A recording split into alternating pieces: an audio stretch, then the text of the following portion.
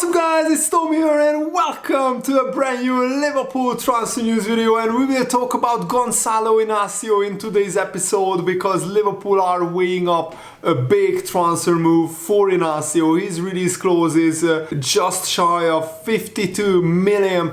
So let me know in the comments below, do you think Liverpool should sign the left-footed centre-back who can play left-back and centre-back in the January transfer window? Matip is out for the season, and yes, we have Kwanzaa, Konate, Gomez, Virgil van Dijk, but Gomez has to play left-back as a backup. He has to play right-back, and right now Joe Gomez is our first choice left-back because we have both Tsimikas and Robertson out injured. And in this video we will also talk about how Liverpool will cope with the absence of Mo Salah, and also we will talk about Liverpool's title chances according to the bookmakers, according to the bookies, and they usually have a very accurate picture of who is favorites for the Premier League title. No spoilers here, it's still Manchester City, but Liverpool find themselves top of the Premier League going into the new year, and that's a fantastic position for a Liverpool team who changed their whole midfield. And a lot of managers are getting praised this season, but I don't see a lot of people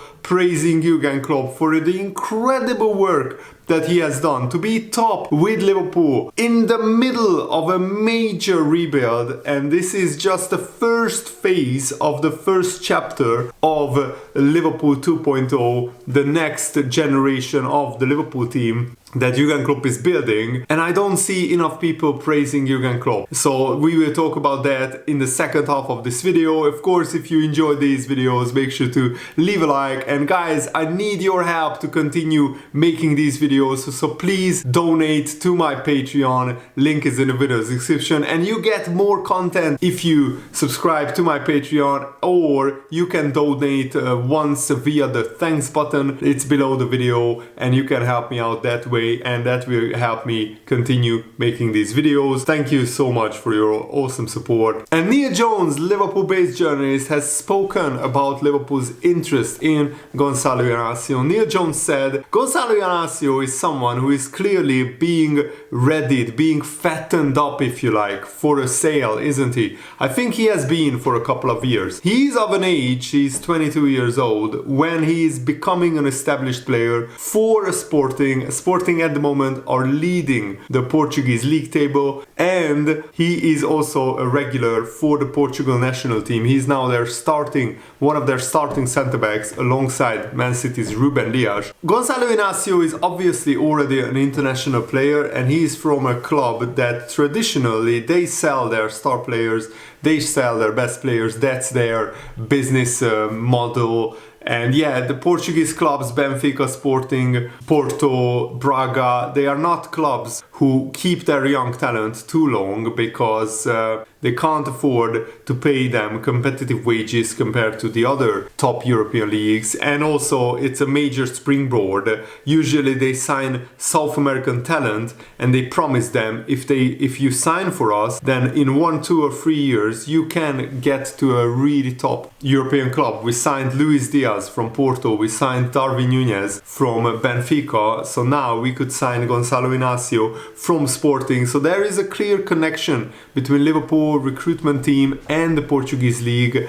And don't forget, Pep Yinders used to work at Porto, I think, and some other guys in the Liverpool recruitment team used to work in the Portuguese league as well. So they are watching the Portuguese league like a hawk, scouting for big talent. And Neil Jones said that Liverpool could think that he is our centre-back option and he is available in January. Then I think there is a possibility that Liverpool would look to do this transfer. If Liverpool are not looking to sign a centre-back, I don't think Liverpool all of a sudden will go, God, we need a centre-back, get him. Clearly Gonzalo Inacio will be on the move, probably in the January or in the summer transfer window in 2024, sorry. So in this year that is coming up, depending on which club decides to pay his release clause, probably it's more likely that it could happen in the summer. He's a very good player, according to Neil Jones, and he's someone I think who is going to play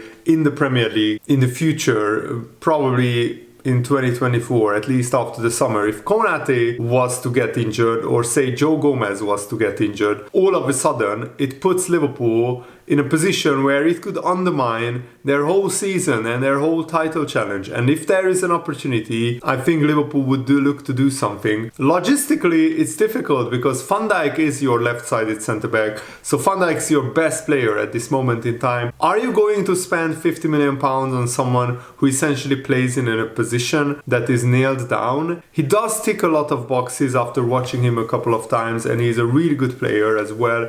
Great on the ball, very quick, very tall, and there is a lot that makes sense about him, but I'm not sure about signing him in the January transfer window. That's the thing. Liverpool have to plan for injuries as well. In case Joe Gomez eventually will break down, sooner or later he always gets injured. That's just how his body is. What happens then? Because we don't have another player who can play left back right now. Tsimikas is out until April or March or maybe end of February. Robertson is out for another month. Jurgen Klopp said Robertson is still a long way away from coming back from his injury. So if Liverpool don't sign a defender who can play left back, who can play left-sided centre-back, it's a big gamble for Jurgen Klopp and for Liverpool. With Manchester City struggling to match last season's form, and Arsenal, Aston Villa are both dropping points in the last week, it would be extremely frustrating if Liverpool's title challenge is scuppered by an injury crisis similar to the 2021 season where we had all of our centre-backs injured. The emergence of Kwanzaa has been a massive positive so far this season, but with Joao Matip out for the season and Konate developing a reputation for being injury prone and missing games, it would be unfair to expect the young Kwanzaa to play every week at the level required to win major trophies. I mean, if Liverpool would win the Premier League with Kwanzaa playing a lot of games between now and the end of the season, that would be a major shock in my opinion. Inacio is a technically gifted centre-back and he would not be expected to come in and play ahead of Virgil van Dijk, of course, straight away, but there is clearly an opportunity for him to learn how to defend in a Jurgen Klopp side at left back. For example, Guardiola, he was brought in as a centre-back, but he many times plays as a full-back in the Manchester City side. It is unusual for a left-footer to play on the right side of a centre-back pairing. Teams sometimes frequently line up with two right-footed centre-backs, so it's not unheard of that teams could line up with two left-footed centre-backs. So Virgil van Dijk could be paired with Inacio in theory. And the biggest issue for Liverpool is we are one or two defensive injuries away from a defensive injury crisis. Will Liverpool risk going into the second half of the season with just what we got? What if Konate gets a long-term injury? What if Gomez gets a long-term injury? Then Liverpool will be really short in either the centre-back department or in the left-back department, because it's a very unusual situation that you have both of your centre-backs out injured with shoulder injuries, or in the case of Tsimikas it's a broken collarbone, in the case of Robertson it's a dislocated shoulder, but he had to have surgery. He's still a long way away from coming back. What Liverpool could do is wait until the end of the January transfer window and see what happens in terms of the injury front. If Robertson comes back without issues and we get no other injuries in the defensive department until like the second part of January, then Liverpool could say, okay, we navigated the worst part of this season, and with Robertson back, even if Gomez gets injured, we still have Kwanzaa, Konate and Van Dijk who can play centre-back, and we have Robertson who can play left-back. So yeah, it's a risky position, but Liverpool might roll the dice and say we will wait until the end of January to see what happens, and then we can react if a serious injury happens in the squad. Let me know, if you were Liverpool, what would you do? I would definitely sign Inacio in January, because there is no real advantage or no real benefit for waiting until the summer, and we need a centre-back signing in the summer transfer window anyway, because Joao Matip is leaving at the end of his contract. That's what I would do, but let me know what you would do in the comments below. And now let's talk about the Premier League title predictions. So Opta analyzes after each game the Premier League title odds, the Premier League title chances, and at the moment Man City are 55% to finish in first place, so they are still heavy favorites. What is really good news for Liverpool is Liverpool went up to 27.3% to finish first in the Premier League title race. Arsenal are the third favorites with only 15%, and Aston Villa with 1.9% are outsiders. Tottenham have a 0.3%, but I think we can rule them out after they got smashed by Brighton 4-2. Liverpool also have a 97% chance to finish in the top 4, which is absolutely brilliant and a remarkable turnaround after last season. We finished 5th and just wasn't good enough to finish in the top 4. And what is also interesting is that Aston Villa also have a very good chance of finishing in the top 4. They actually have a much better than 50% chance to finish in the top 4. So if I add up the percentages, they have about a 61-62% chance to finish in the top 4 at the moment, Aston Villa, and that would be a remarkable season for Aston Villa to finish in the top 4. Tottenham only have they have a 30% chance to finish in the top 4. So at the moment it's between Aston Villa and Tottenham who finishes in 4th place according to Opta analyst. Liverpool 27.3% chance to finish first, 36.3% to finish second, 24.4% to finish third, and 9.1% to finish 4th. So basically Opta analysts think that Liverpool have almost a 90% chance to finish in the top 3, which is really, really good. And now let's go for first place. Let's try and win every game. Our next game is against Newcastle United. Another interesting stat is that Manchester United only have 2.4% to finish in the top 4. Newcastle only have less than 2% chance to finish in the top 4. And Chelsea, even after spending £1 billion, they have a 0.2% chance to finish in the top 4. So that is absolutely shambolic for all 3 clubs. Man United, Newcastle finished in the top 4 last season.